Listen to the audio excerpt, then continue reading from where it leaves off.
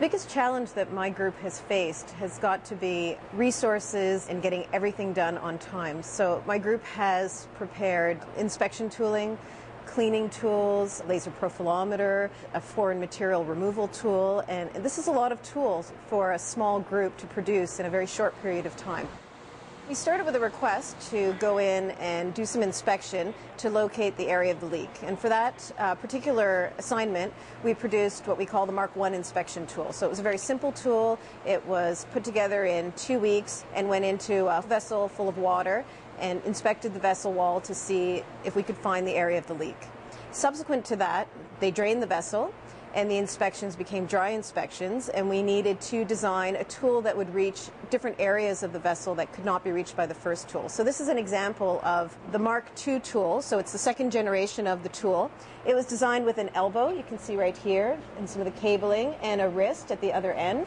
This end over here is where the probe sits against the wall.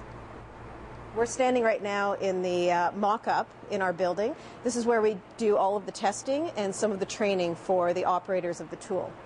All the tools have to sit in this cup. These cups normally contain fuel rods or control rods, but all those have been removed in the vessel for the repair, and that's what we use to seat the tool. So it's very challenging. There are only certain spots that you can go in, certain access ports that are available, and the tool has to be able to reach the vessel wall.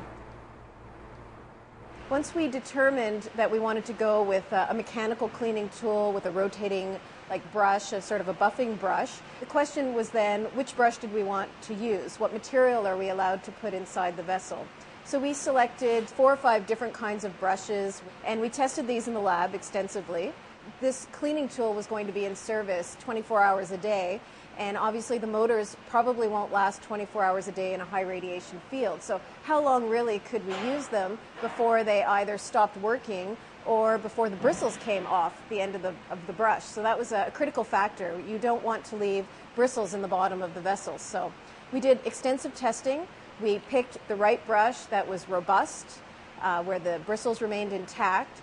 We knew we could run them for 2 hours before we lost any of the bristles, and that became the procedure for cleaning. So we would clean, and every 2 hours we'd switch out this brush, and that meant designing the head for really quick release so that it was easy with minimal handling of the tool to remove the brush, put the next one on, and get the tool back inside the vessel to continue cleaning.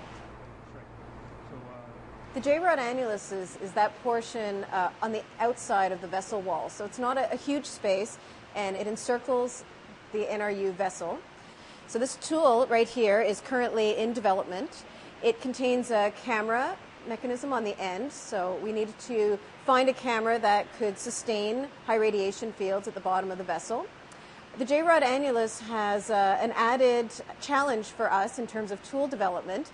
If we thought the 4 3/4 inch pipe inside the vessel was hard to get tools into and to design for, the J-rod annulus access ports are only about 2.5 inches in diameter. So that's a very, very small pipe that your tools have to fit down to then extend again at the bottom so that they can look at the vessel wall on the J-rod annulus side.